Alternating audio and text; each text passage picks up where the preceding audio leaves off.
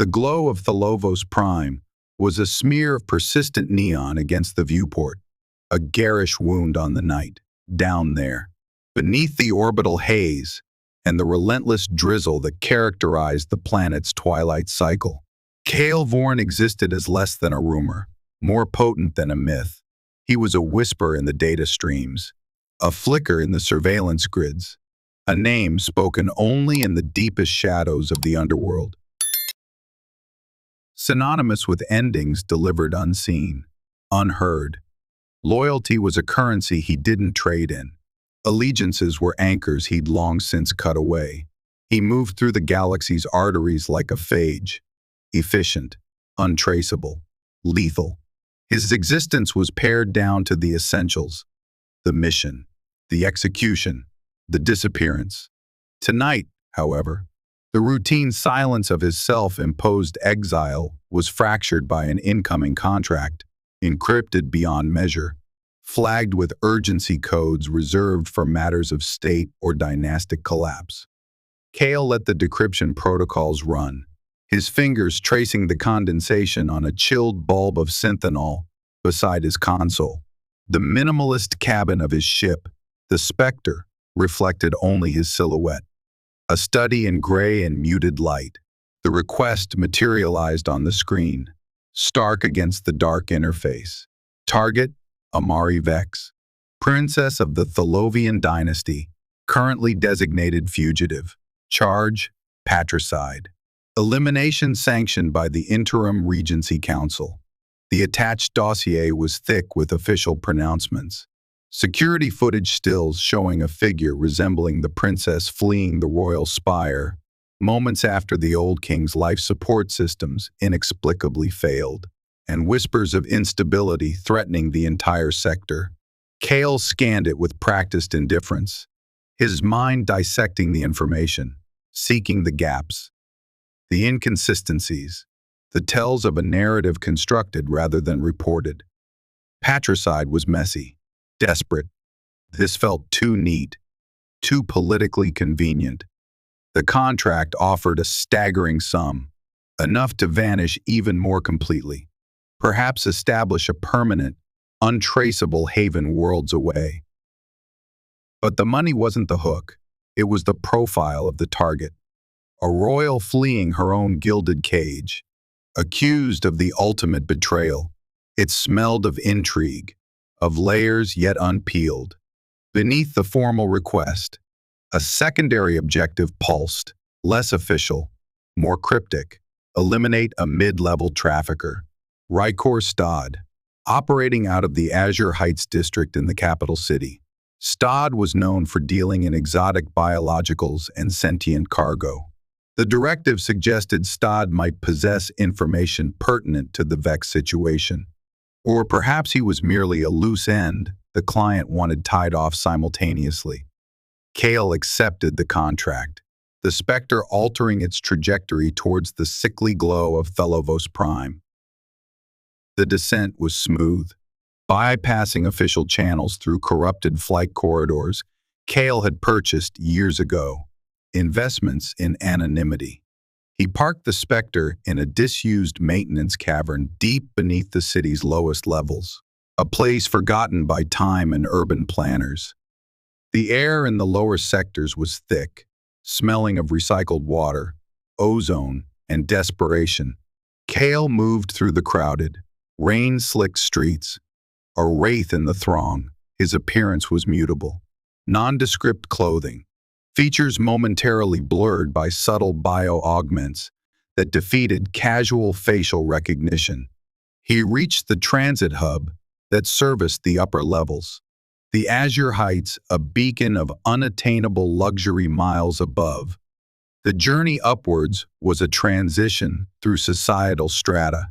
The air growing, cleaner, the architecture sleeker, the ambient noise shifting from chaotic clamor to a controlled hum. Azure Heights was a city within a city, sky bridges connecting crystalline towers that pierced the perpetual twilight. Rykor Stad's operation was housed in a penthouse suite of the Seraphim Tower, masked by the facade of a legitimate import-export business. Infiltrating the tower was trivial for Kale. Security systems melted away before his intrusion software. Guards were bypassed with thermal cloaking and misdirection.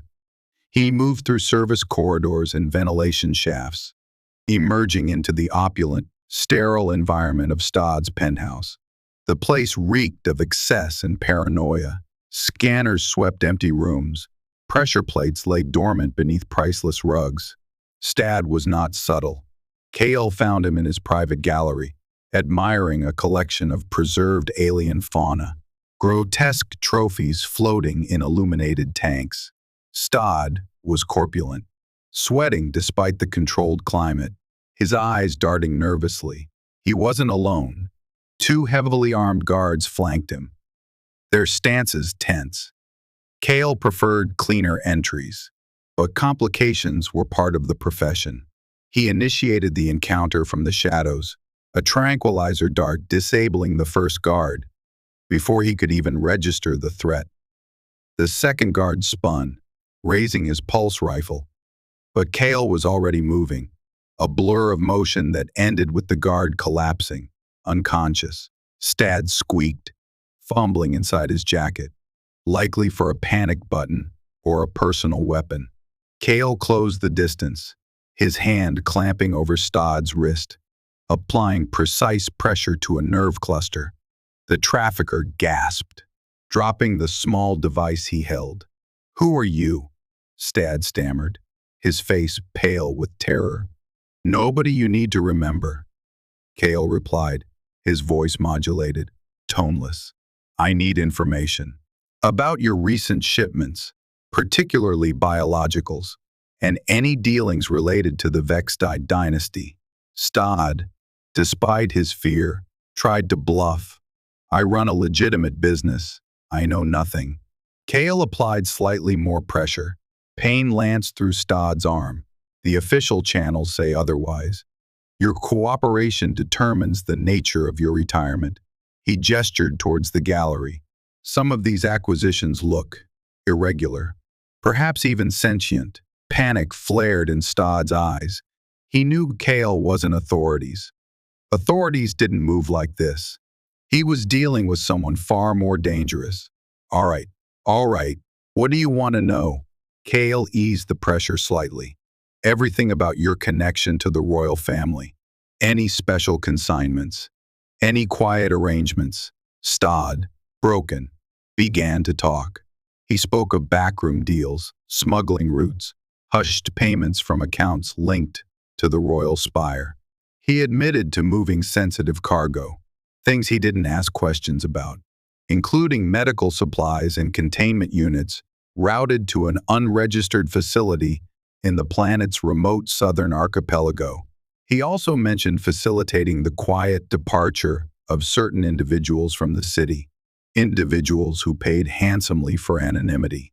As Stodd spilled his secrets, Kale detected movement elsewhere in the penthouse. Soft footsteps, muffled sounds.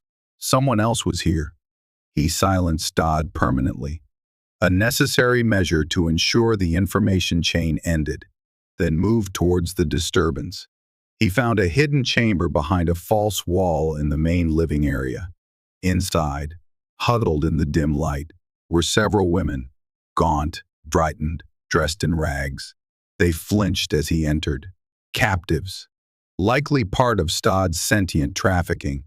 Kale felt a familiar coldness, the detached anger that fueled his work. He deactivated their restraints. Simple magnetic cuffs. "You're free. Security is down. Get out of the tower. Blend into the lower levels. Disappear." The women stared, uncomprehending, then slowly began to move, hope flickering in their eyes. As the last one slipped out, Kale heard the distinct whine of repulsor lifts approaching the tower. Fast. Then, the heavy thud of boots on the landing platform outside. Not city police. Something else. He moved to the main window, peering through the polarized glass. Several figures were rappelling down from a sleek, unmarked gunship hovering nearby. They wore advanced combat armor, helmets obscuring their faces, and carried weaponry far exceeding standard bounty hunter gear. Augmented. Professionals. They weren't here for style. Kale's internal threat assessment spiked. This complicated the primary mission. He needed to exfiltrate. But his path was now blocked. He turned back towards the interior, planning an alternate escape through the building's core systems. When he saw her, she emerged from another concealed doorway, deeper within the penthouse. A space Kale hadn't detected. She was young, dressed in practical, dark clothing that couldn't entirely hide an innate regal bearing. Her eyes, wide and alert, scanned the room, taking in the unconscious guards, the dead trafficker, and Kale himself. There was fear there, yes, but also intelligence, resilience. She matched the dossier picture, albeit less polished, more desperate. Amari Vex. Before Kyle could speak or act, the external doors to the penthouse exploded inwards. The augmented hunters stormed in, weapons raised, sweeping the room with targeting lasers. Target acquired. Amari Vex. 15 million credits. Dead or alive. One of them barked into his comm. The voice synthesized. Metallic. Preference for dead.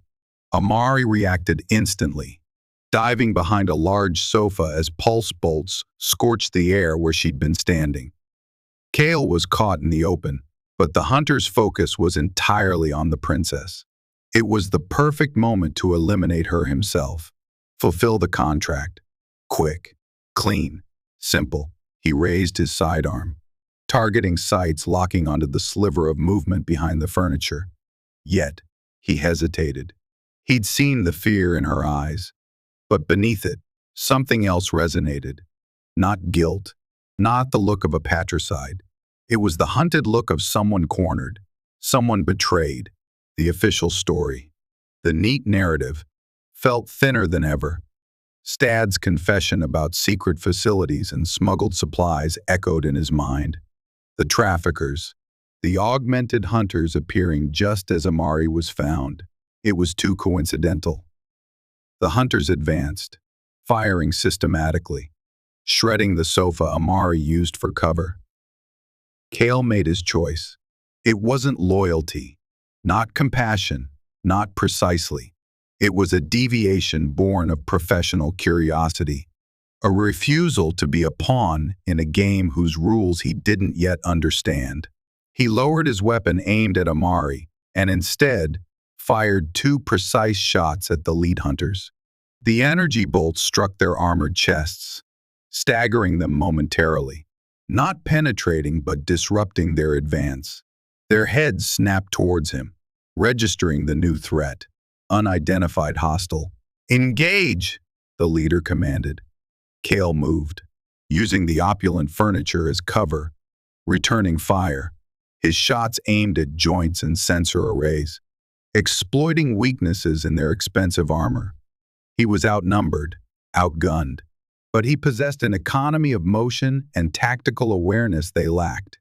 He glanced towards Amari. Move, service exit, northwest wall. She looked at him, startled by the unexpected intervention, then nodded. Understanding dawning in her eyes, she bolted from cover, sprinting towards the indicated area while Kale drew the hunter's fire.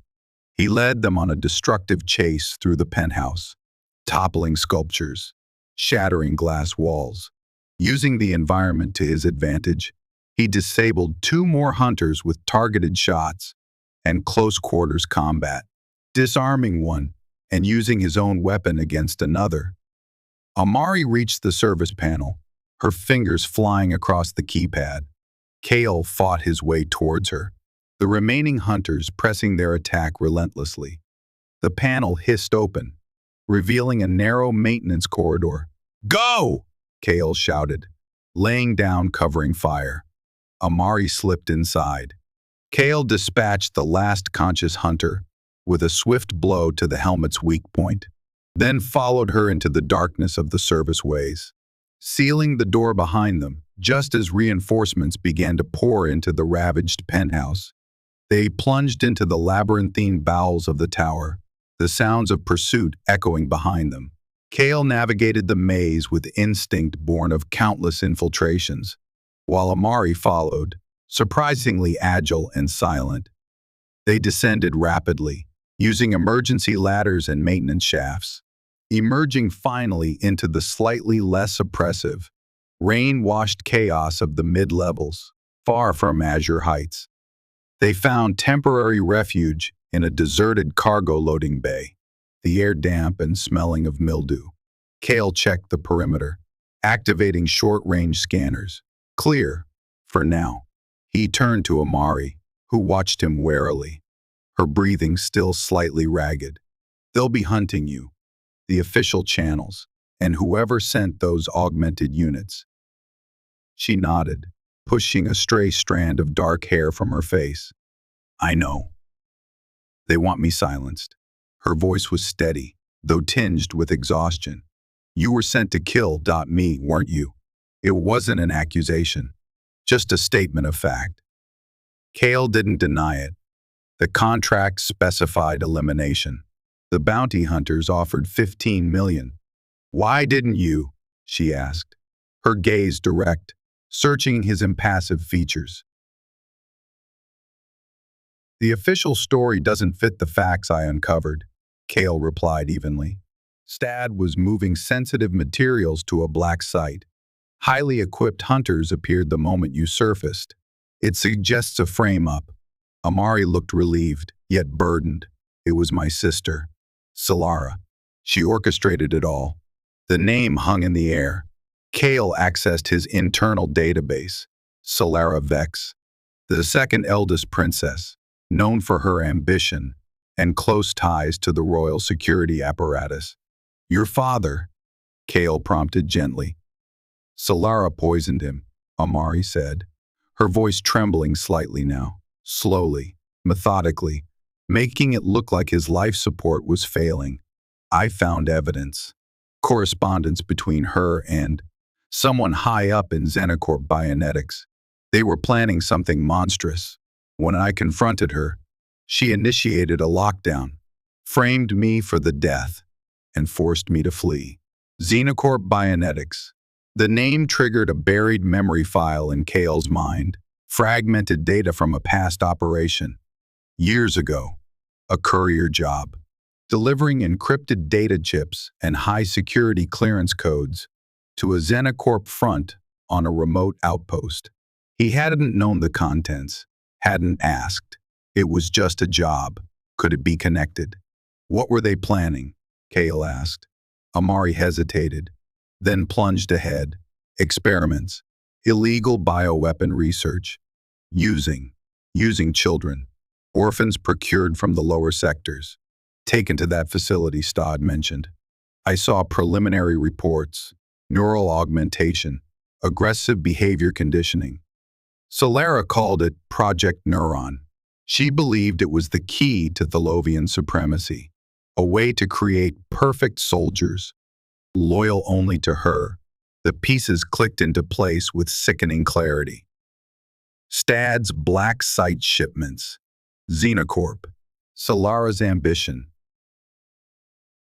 the frame-up, and Kale's own unwitting role years ago, delivering the tools that might have enabled this horror. A coldness deeper than his usual professional detachment settled over him. This wasn't just a dynastic squabble, it was complicity by ignorance. Protecting Amari was no longer just a deviation from the contract, it was a necessity, a path towards rectifying, in some small way, his past actions. We need proof, Kale stated. Hard evidence linking Sylara and Xenocorp to the king's death and Project Neuron. Without it, you're a fugitive, and she holds all the power. Amari nodded. There's a data cache. My father kept a private server, heavily encrypted, independent of the royal network. It contains records, communications, fail-safe protocols. Sylara doesn't know about it. It's hidden in the old geothermal plant beneath the eastern docks. Getting there won't be easy. The city will be locked down. Every security unit, every bounty hunter will be looking for you. And Sylara will anticipate you might seek proof.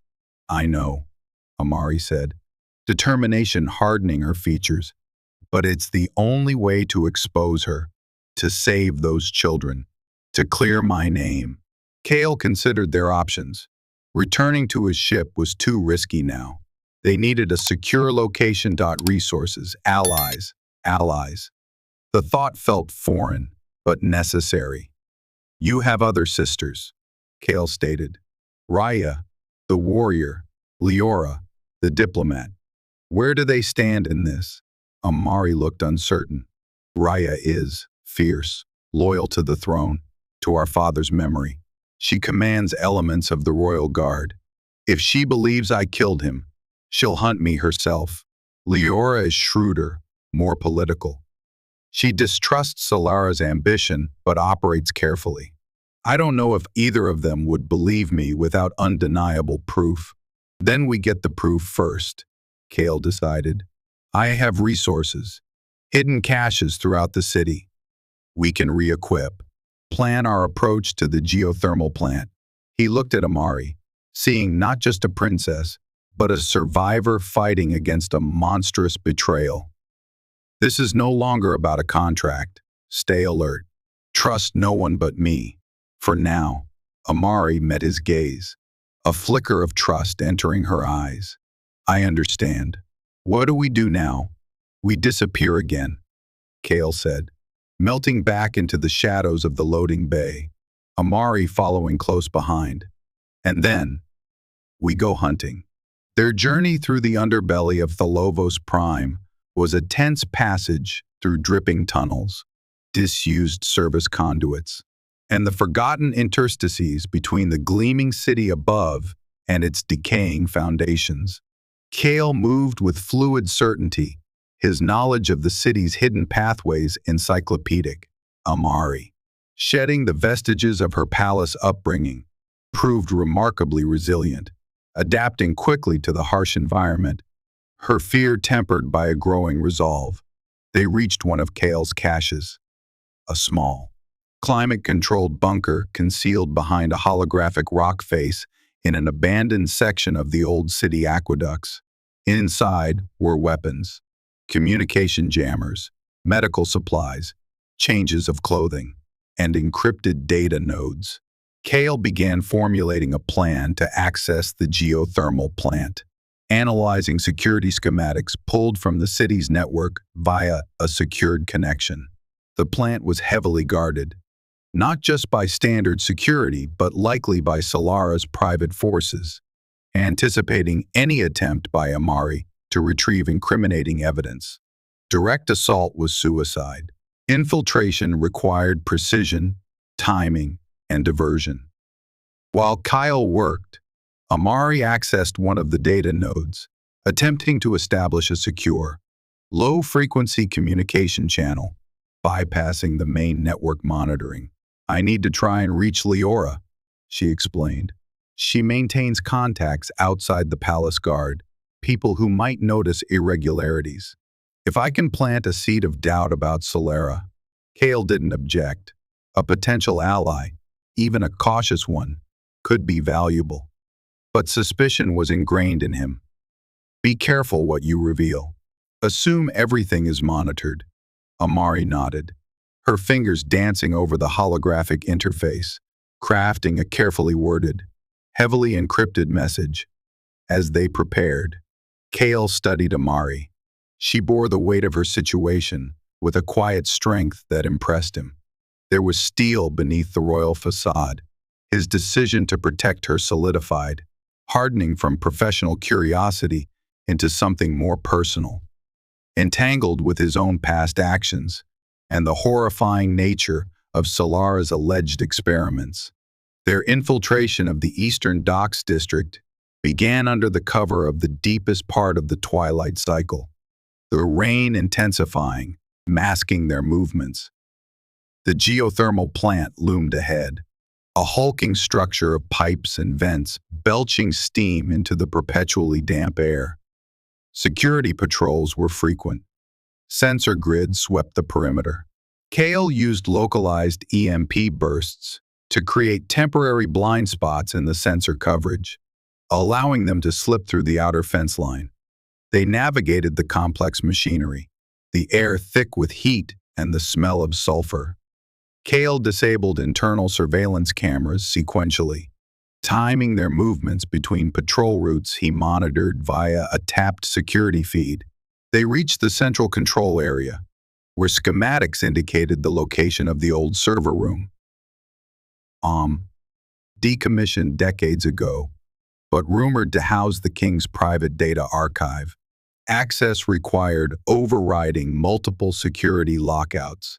As Kyle worked on the main console, bypassing firewalls and authentication protocols, Amari kept watch, her hand resting on the grip of a pulse pistol Kale had provided.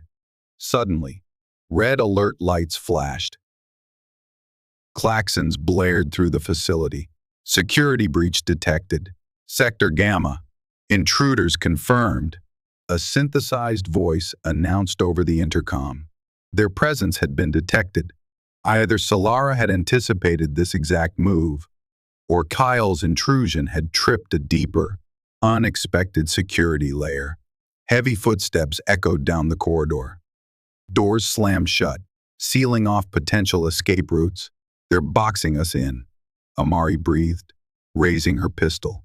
Kale finished the final sequence on the console. A heavy blast door nearby hissed open, revealing a dusty, archaic server room. "Get the data! I'll hold them off!" Kale ordered, turning to face the oncoming threat. Amari hesitated for only a second, then dashed into the server room. Kale positioned himself at the doorway, using the frame as cover. The first wave of guards appeared, not standard security, but elite soldiers clad in the dark gray armor of Sylara's personal detachment. They opened fire immediately, pulse bolts ricocheting off the reinforced doorway. Kale returned fire with calculated precision, his shots finding gaps in their armor, disabling weapon systems, forcing them to take cover. He fought with cold efficiency, anticipating their movements, using the environment, turning their own tactics against them. But they were numerous, well-equipped, pushing forward relentlessly. Inside the server room, Amari frantically worked at an ancient console, interfacing it with a portable data spike Kale had given her. Lights flickered on banks of obsolete servers. Decryption algorithms scrolled across her spike's display. "Almost got it," she muttered, sweat beading on her forehead. The download process was agonizingly slow. Kale grunted as a pulse bolt grazed his shoulder armor, sending jolts of pain down his arm. He was being pushed back. The volume of fire too intense. He needed to buy more time. He tossed a sonic grenade down the corridor. The device detonated with a high-frequency shriek, disorienting the guards, causing them to stagger, clutching their helmets. Kale used the brief respite to reinforce his position, but he knew it wouldn't last. More guards were arriving, flanking maneuvers beginning. Just as the guards recovered and resumed their assault, a section of the corridor wall behind them exploded inwards. Through the smoke and debris emerged a figure wielding twin vibroblades, moving with lethal grace. Clad in lighter, more agile armor, the figure engaged Sylara's guards with ferocity, blades flashing, cutting down soldiers with brutal efficiency. Kale stared, momentarily stunned. The newcomer's movements were precise, economical, deadly. They fought like a seasoned warrior. The figure dispatched the remaining guards in the immediate vicinity, then turned towards Kale and the server room, helmet retracting to reveal a stern, determined face framed by short-cropped, fiery red hair, her eyes sharp and assessing, fixed on Kale, then flickered towards the server room where Amari was visible. Amari, the warrior called out, her voice tight with suspicion and concern. Amari looked up from the console, her eyes widening. Raya. Princess Raya Vex, the warrior sister, lowered her blade slightly but kept her stance wary. What is going on? The palace network is ablaze with alerts about you. They say you killed father. Amari stepped out from the server room. The data spike clutched in her hand. It's a lie. Raya. Sylara framed me. She's the one who killed him. She's running horrific experiments. Raya's gaze hardened, shifting between Amari and Kale, who remained defensively positioned. And who is this? One of your accomplices. Before Amari could answer, Kale spoke. I was hired to eliminate her. I chose not to. The evidence suggests she's telling the truth. Raya studied Kale, her eyes narrowed. You look familiar, like the ghosts whispered about in black site reports. Kale offered no reaction. The data is here. Raya, Amari pleaded, holding up the spike. Proof. Communications between Sylara and Xenocorp. Details of Project Neuron. Everything. Raya hesitated, her loyalty to her father warring with the sisterly bond she shared with Amari, however strained. Sylara's recent behavior, her increasing paranoia and secrecy, had already sown seeds of doubt in Raya's mind. The ferocity of the forces sent after Amari also seemed disproportionate for a simple fugitive retrieval. Show me, Raya commanded, her voice betraying a fraction of uncertainty. Just then, a new voice crackled over Raya's comm unit, calm and measured. Raya. Status report. Have you intercepted the fugitive? Proceed with termination protocols as ordered by Regent Sylara. Raya's eyes flashed with conflict. She glanced at Amari, then at the data spike, then back towards the corridor where more of Sylara's forces were undoubtedly converging. She made her decision. Negative, Raya replied into her comm, her voice firm. Encountering heavy resistance from unknown operatives. False intelligence regarding the fugitive's allies. Recommend regrouping. She cut the channel before receiving a reply. She looked at Amari and Kyle. Sylara won't stop. We need to get this data off-world. Analyze it. Present it somewhere she can't interfere. The Galactic Council, perhaps. Kale nodded in agreement. We need to move. Now. They'll be sending heavier reinforcements. Raya deactivated her vibro blades. Follow me. I know another way out of this plant. One not on the official schematics. She led them through a series of maintenance tunnels and steam conduits, moving with confidence born of military training and familiarity with the city's infrastructure. Kale covered their rear, while Amari clutched the data spike, the key to their survival and Sylara's downfall.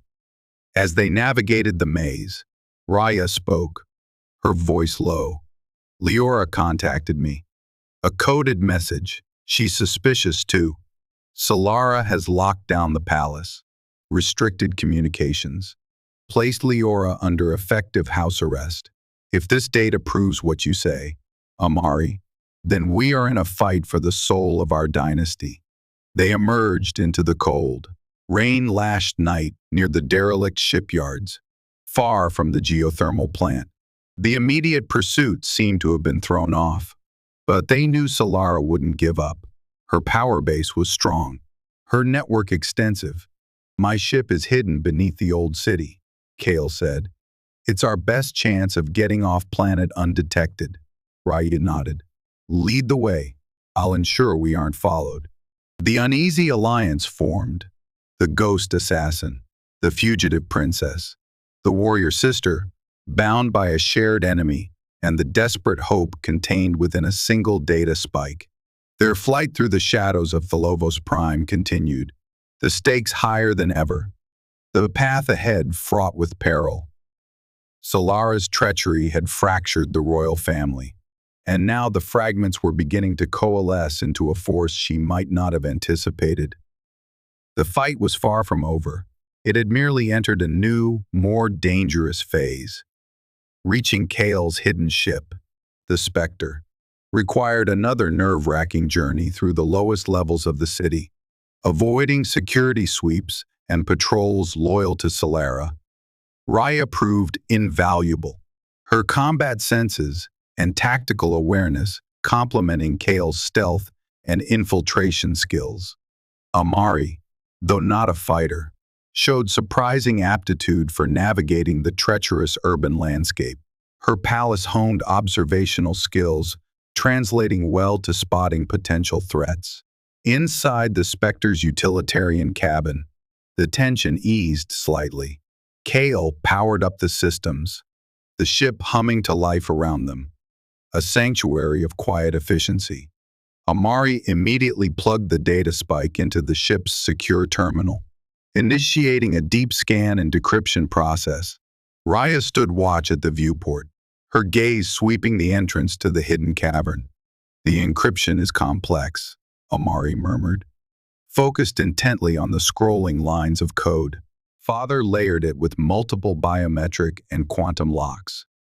"But I know his protocols." Kale monitored external sensors. No immediate threats detected, but Sylara will be expanding her search grid. "We don't have much time." As Amari worked, Raya turned from the viewport. Sylara won't just rely on planetary forces. If Xenocorp is involved, they have corporate security assets, possibly even Black Ops units. They'll want Project Neuron protected at all costs. Kale accessed galactic mercenary channels through encrypted relays. Bounty alerts for Amari have tripled. Marked kill on sight, issued under Regent Sylara's authority, citing treason and terrorism. The weight of their situation pressed down.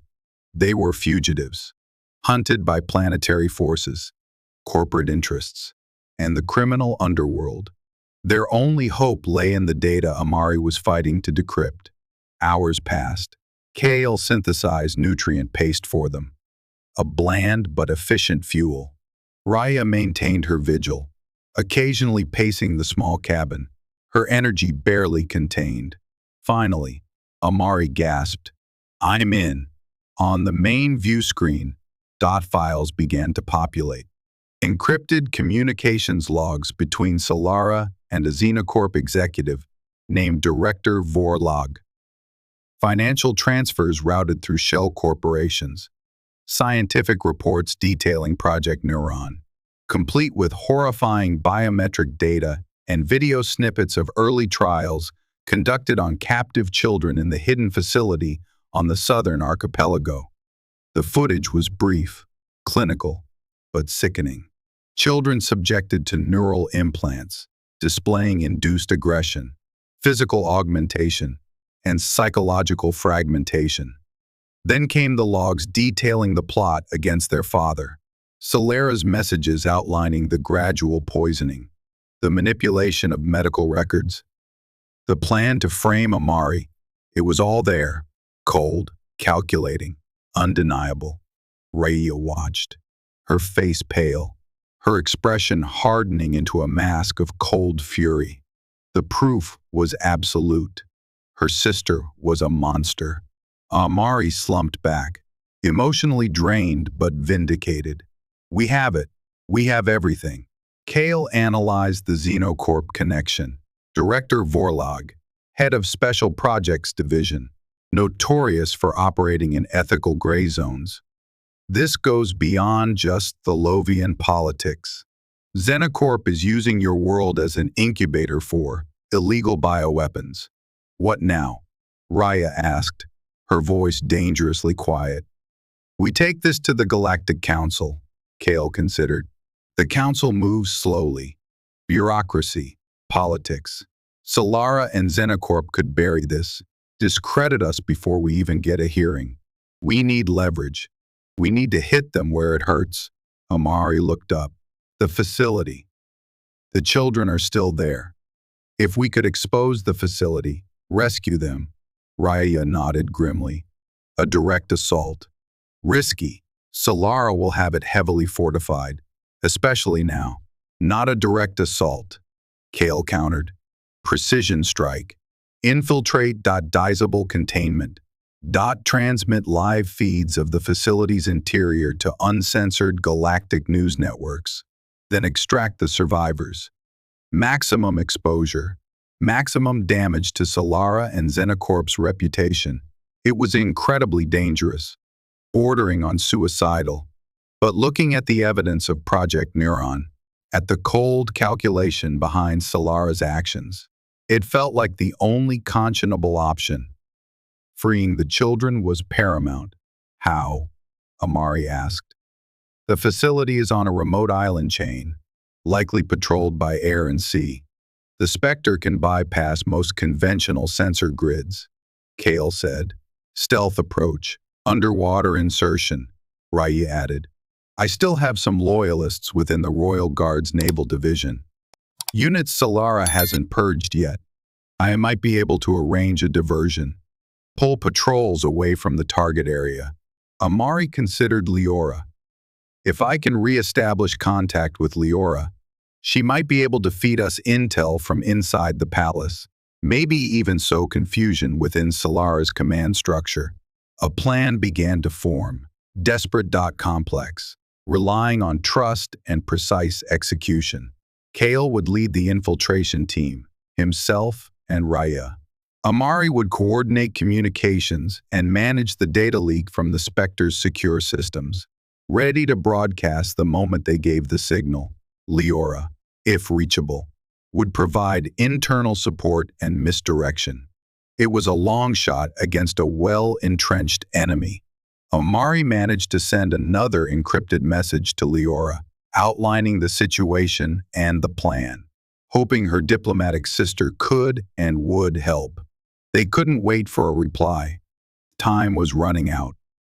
Kale piloted the Spectre out of the hidden cavern, engaging the stealth drive, slipping silently into the polluted skies of Thalovos Prime, then angling towards the southern sea. Below them, the city sprawled, unaware of the dynastic war playing out in its shadows, unaware of the horrors hidden on a remote island, unaware of the ghost ship carrying 3 figures determined to bring the truth into the light. The mission to rescue the children and expose Sylara had begun. The journey south was tense. The Spectre hugged the planet's surface, using atmospheric distortions and Kale's piloting skill to evade long-range scans. Amari monitored communications, decrypting intercepted military chatter. Sylara's forces were mobilizing, tightening the net around the capital, but also deploying reconnaissance drones towards the southern archipelago. Someone had tipped them off, or Sylara was simply covering all bases. Raya checked her weapons and gear, her movements precise, economical. There was a grim determination about her, the warrior preparing for a battle that was both tactical and deeply personal. Kale finalized the insertion plan, mapping the underwater currents and facility schematics gleaned from the stolen data. A faint, heavily encrypted signal pinged Amari's console. Leora. The message was brief, coded, palace in chaos. Sylara paranoid, purging suspected dissenters. Security Council meeting called. Will divert attention. Coordinates received. Use thermal blind spot eastern approach. Godspeed. Leora was in. She was risking everything to help them. Leora's creating a diversion. Amari relayed. Eastern approach has a thermal blind spot. We have a window. Kyle adjusted their course, bringing the Spectre low over the churning, dark ocean. Ahead, barely visible through the rain and spray, lay the island chain housing the Xenocorp facility. It appeared desolate, uninhabited, but Kale's sensors picked up the faint energy signatures of advanced technology hidden beneath the rugged terrain. Prepare for underwater insertion, Kale announced. He brought the Spectre to a hovering position just above the waves, aft hatch opening to the storm-tossed sea. Kyle and Raya, clad in environment suits with integrated rebreathers and tactical gear, stood ready. Amari, Maintain communication silence until we signal. Be ready to broadcast on our mark. If we're compromised, get the ship out. Release the data regardless. Amari nodded, her face pale but resolved. Understood. Be careful. Kale and Raya dropped into the cold, turbulent water, the hatch ceiling above them. They activated their underwater propulsion units, diving beneath the waves, guided by Kale's navigation system towards the coordinates Leora had provided. The water was murky, visibility poor, but they moved swiftly. Silent predators in the deep. They located the thermal blind spot, an area where geothermal vents on the seabed masked their heat signatures from overhead sensors. Following a natural trench, they approached the island's submerged base. Kale detected the faint hum of a sonic barrier, a standard underwater deterrent. He deployed a counter-frequency emitter, neutralizing it temporarily, creating a gap for them to slip through. The facility itself extended deep underwater, a complex of reinforced structures built into the seabed rock. Kale found the maintenance conduit indicated in the schematics, supposedly obsolete, but potentially overlooked by security upgrades. Using a plasma cutter, he breached the thick outer hatch. They slipped inside, sealing it behind them, water draining away as the internal atmosphere pressurized. They were in. The interior was sterile, metallic, brightly lit. The air hummed with power. Security cameras swept the corridor. Kale disabled them with targeted signal jammers. They moved quickly, silently, following the path towards the central laboratories and holding pens described in the data cache. The facility was larger, more complex than the initial data suggested. Xenocorp had invested heavily. They encountered automated security drones, which Kale disabled with EMP pulses or Raya dispatched with swift, silent efficiency using her vibroblades. The few human guards they met were neutralized quickly, non-lethally where possible, using tranquilizer darts and nerve holds. They reached a heavily secured sector marked Bio-Containment Level 4, according to the plans.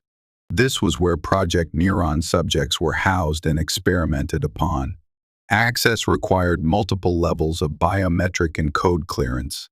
Sylar's personal codes should override, Raya whispered, recalling information from her time in palace security. Kale interfaced his data spike with the access panel, inputting the override codes extracted from the king's private server. Access granted. The heavy blast door hissed open. The corridor beyond was lined with reinforced containment cells. Inside, under harsh observation lights, were children, dozens of them, different ages, different backgrounds, but all bearing the same vacant, haunted look, or worse, eyes burning with artificially induced rage. Some bore visible cybernetic implants, crude neural interfaces grafted onto their skulls. Medical monitors displayed erratic life signs. The air smelled of antiseptic and despair. Raya gasped, her hand flying to her mouth. Horror etched on her face. Even Kale, hardened by years of witnessing the galaxy's darkness, felt a profound sickness churn within him. This was worse than the data suggested. This was industrialized atrocity. We need to get them out, Raya stated, her voice thick with emotion. Kale scanned the control panels outside each cell. Containment is centrally controlled. We need to reach the primary lab control center. Disable the system overrides. Trigger a general release. Then signal Amari to broadcast. They pushed deeper into the containment sector. The silence broken only by the hum of machinery and the occasional, unnerving whimper or snarl from within the cells. They found the control center, a large room filled with monitors displaying biometric readouts and experiment logs. 2 Xenocorp scientists in lab coats were overseeing the systems. Kale and Raya neutralized them swiftly, securing them and disabling their communication devices. Kale accessed the main control console, his fingers flying across the interface, bypassing security protocols, searching for the master release command and the live feed initiation for external broadcast. Systems are heavily firewalled. Xenocore paranoia runs deep. Raya stood guard, her senses on high alert. Suddenly, alarms blared throughout the facility. Red lights bathed the control center. Intruder alert! Containment sector breached! All security teams converge, a synthesized voice echoed. They had tripped a final layer of security. Or perhaps the bound scientists had a dead man switch. Almost there, Kale muttered, fighting countermeasures being thrown up by the system AI. Heavy footsteps pounded outside.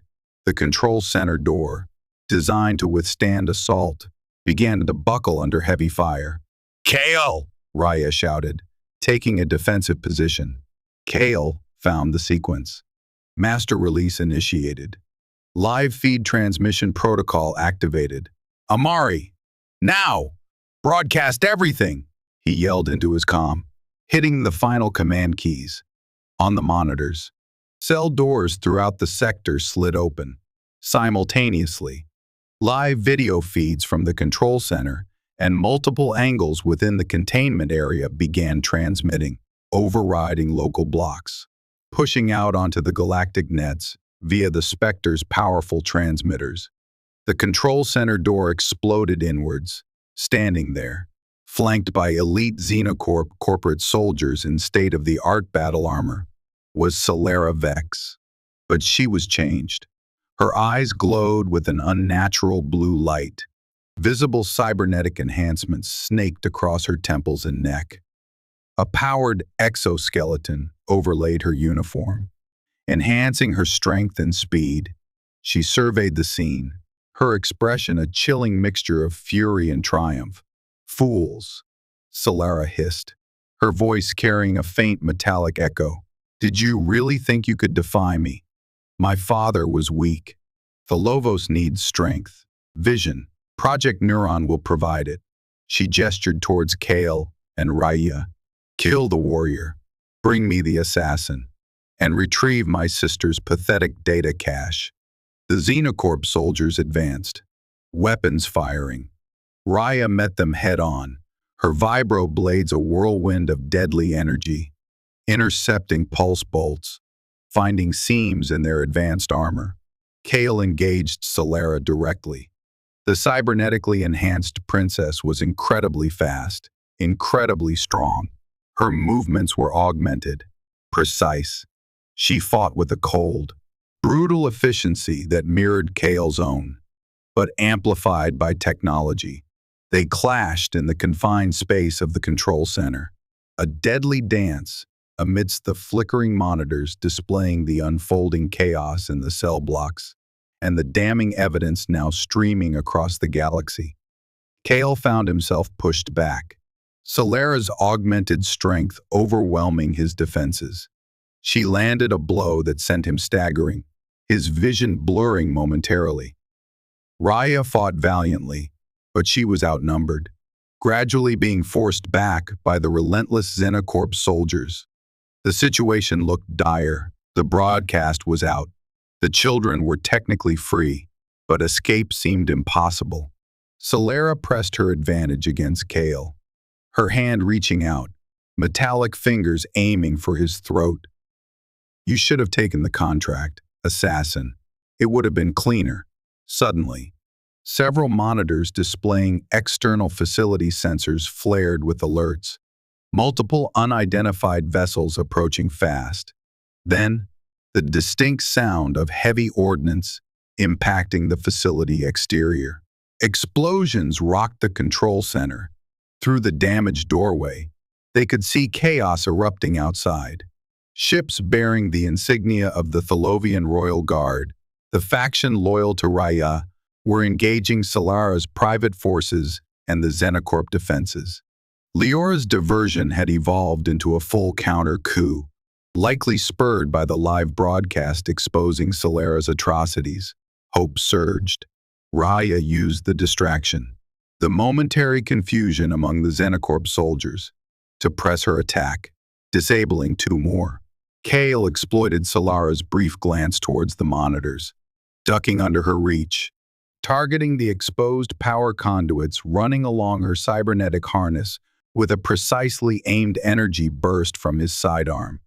Sparks flew. Sylaris screamed, not just in pain, but in rage, as her enhancements overloaded, power fluctuating wildly. The blue glow in her eyes flickered erratically. She staggered back, momentarily weakened.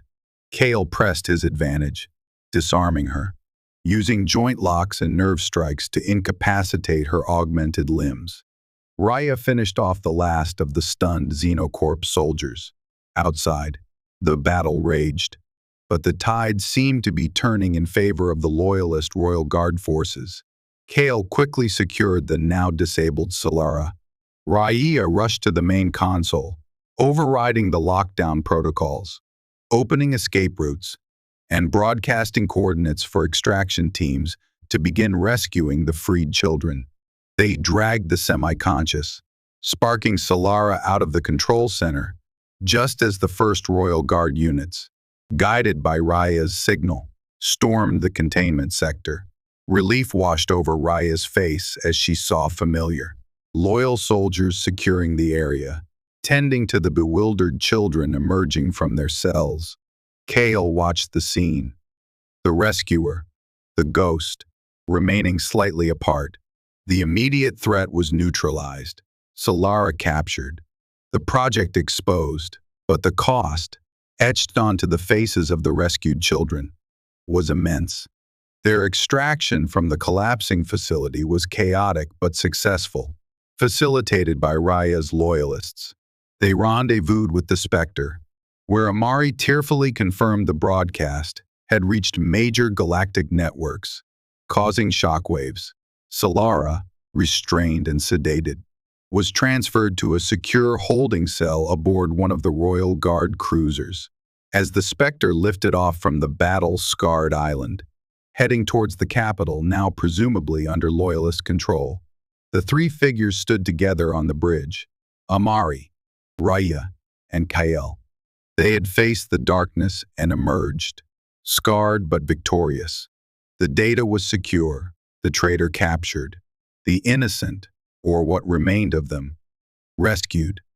Their next destination, the Galactic Council, to present their evidence, expose Xenocorp's complicity, and begin the long process of healing their world and their family.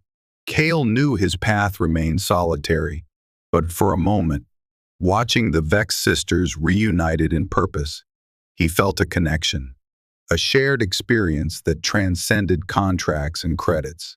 The fight for Thalovos was won, but the fight for its future, and for the future of the children scarred by Project Neuron, was just beginning. The journey to the Galactic Council headquarters, located in the neutral Aldrin sector, was undertaken with a somber sense of purpose. Amari, now the acting head of the Thalovian dynasty pending formal ratification, prepared the case alongside Leora, who had been freed during the counter-coup and joined them aboard a Royal Guard flagship. Leora's diplomatic skills were crucial in navigating the intricate protocols of petitioning the council. Raya oversaw the security detachment guarding the evidence and the captive Sylara, her warrior instincts ensuring no further treachery. Kale remained aboard the Spectre, shadowing the small Thalovian delegation, preferring his customary position in the periphery. He had declined any official role. His task, as he saw it, complete. The evidence was secure, the immediate threat contained. The council chamber was an imposing amphitheater of polished chrome and holographic displays, filled with representatives from hundreds of member worlds. The air crackled with political tension and whispered speculation. The news feeds broadcasting the horrors of Project Neuron had already sent shockwaves through the galaxy. putting Xenocorp on the defensive and casting a harsh spotlight on Thalovos Prime. Amari, flanked by Leora and Raya, presented their case with clarity and conviction. They laid out the evidence, the encrypted logs, the financial trails, Sylaris' confession under interrogation, and harrowing testimonies from the facility's medical staff who had turned state's evidence. They detailed Xenocorp's deep involvement, Director Vorlag's direct oversight, and the calculated murder of their father. The council listened, their expressions ranging from shock to outrage to calculated political neutrality. Xenocorp's representatives, summoned to answer the allegations, issued strenuous denials, blaming rogue elements and Sylaris' personal ambition, attempting to distance the corporation from the atrocities. But the evidence presented by the Vex sisters was overwhelming, corroborated by independent analysis of the broadcast data. The council deliberated, the fate of a dynasty and the accountability of a mega-corporation hanging in the balance. Kale watched the proceedings remotely from the Spectre, parked discreetly in a public docking bay. He felt detached, yet invested. He had fulfilled his revised mission parameters, yet the faces of the children from the facility lingered in his mind. Finally, the council delivered its verdict. Sylara Vex was found guilty of patricide, treason, and crimes against sentient life, sentenced to life imprisonment in a maximum security rehabilitation facility. Xenocorp was hit with crippling sanctions, its assets within council space frozen, and Director Vorlag declared a wanted criminal, though he had predictably vanished. The council formally recognized Amari as the legitimate ruler of Thalovos Prime, offering support for the planet's recovery and the treatment of the Project Neuron survivors. Then came the unexpected Coda, the presiding counselor, a venerable being from a species known for upholding ancient galactic laws, invoked a rarely used provision, the Dynastic Unification Clause, whereas the counselor intoned, their voice resonating through the chamber, an external agent, acting without prior fealty, has intervened decisively to preserve a threatened royal bloodline and expose existential threats to its sovereignty.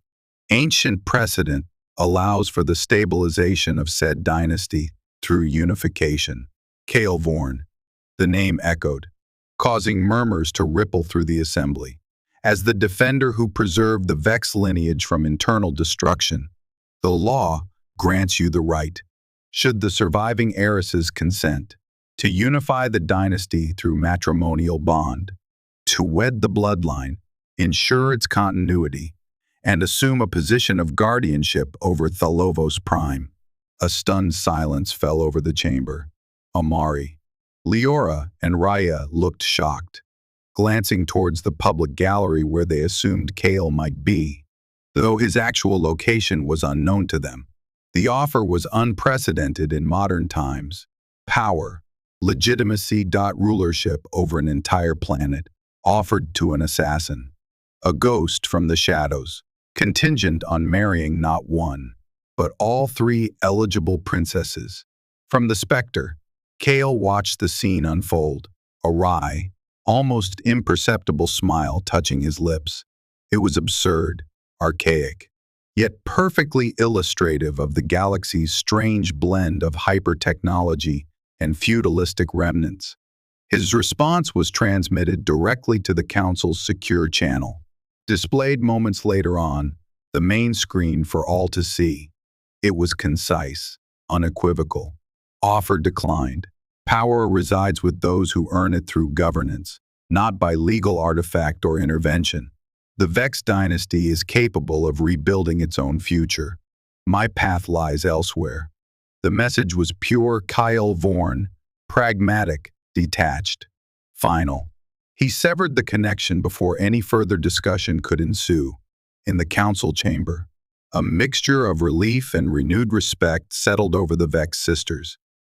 They had their world back, their sister brought to justice, their names cleared. They didn't need an external guardian, especially not one bound by an archaic law and the shadows he inhabited. They would rebuild Thalovos together. Kale piloted the Spectre away from the council station, melting back into the interstellar traffic. His comm unit pinged. A private message from Amari. Thank you, Kale, for everything. Perhaps our paths will cross again, under better circumstances. He didn't reply, but he saved the message. He set a course for the Outer Rim territories, towards the anonymity he craved, leaving the complexities of dynastic politics behind. The credits from the original, unfulfilled contract remained untouched in his encrypted account. He had acted not for money, but for a principle he hadn't known he possessed. Stirred by the sight of calculated cruelty and his own tangential involvement, he was still a ghost, an assassin. But something had shifted within the core of his isolated existence. 3 years passed. The Thalovos Prime slowly healed under the joint leadership of Amari, Raya, and Leora. Amari proved a wise and compassionate ruler, focusing on social reforms and reparations. Raya rebuilt the royal guard, ensuring loyalty and ethical conduct were paramount. Leora skillfully navigated intergalactic diplomacy, restoring Thalovos' standing and forging alliances to help deal with the fallout from Xenocorp's actions, including hunting down fugitive executives like Vorlag. The greatest challenge remained the survivors of Project Neuron, housed in a specialized treatment center established in the former Royal Summer Palace. The children received intensive care, therapy, and support. Progress was slow, the physical and psychological scars deep. Many struggled with the remnants of their conditioning, the trauma of their experiences. One day, a small, unmarked ship requested docking clearance at the treatment center's private landing pad. Security was initially hesitant, but the ship's credentials, though sparse, checked out on deep background scans, tied to accounts Raya had secretly flagged for monitoring. Permission was granted. The ship landed, sleek and gray, blending into the overcast sky. A single figure emerged, dressed in simple, practical clothing, carrying a medical kit and several unassuming cases. It was Kale Vorn. He looked subtly different. The hard edges were still there, but the chilling detachment in his eyes had lessened, replaced by a quiet intensity, a focused purpose. He was met by Amari, Raya, and Leora, who had been notified of his unexpected arrival. There were no grand pronouncements, no awkward reunions. They greeted him with nods of understanding, a shared history unspoken between them. "We received your proposal," Amari said softly, "offering your unique skill set for therapeutic assistance." Kale nodded. "During the past 3 years, I have acquired knowledge, neural pathway recalibration, counter-conditioning techniques, trauma suppression reversal, methods learned in places the Council doesn't monitor, applied unconventionally. It might help." He had spent his time away not just disappearing, but actively seeking out obscure medical knowledge, fringe science, anything that could potentially undo the damage wrought by Project Neuron, driven by a need to contribute. To balance the scales his past actions had inadvertently tipped. Raya studied him. "You expect nothing in return. Consider it professional consultation. Pro bono," Kale replied, a hint of his old dryness returning. Leora smiled faintly. "Your methods may be unconventional, Kale Vorn, but your presence here is welcome." They led him into the treatment center. The atmosphere was one of quiet care, but the underlying trauma was palpable, Kale observed, his analytical mind assessing the situation. The children, the challenges.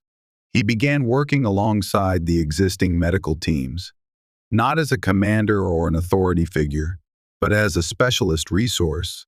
He used techniques that blended advanced neurological manipulation with surprisingly gentle biofeedback and hypnotic suggestion, tailored to each child's specific trauma and conditioning.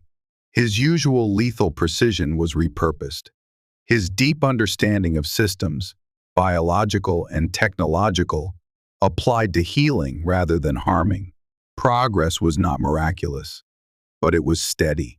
Some children, previously unresponsive or uncontrollably aggressive, began showing improvement, reconnecting with their identities, shedding the layers of artificial programming.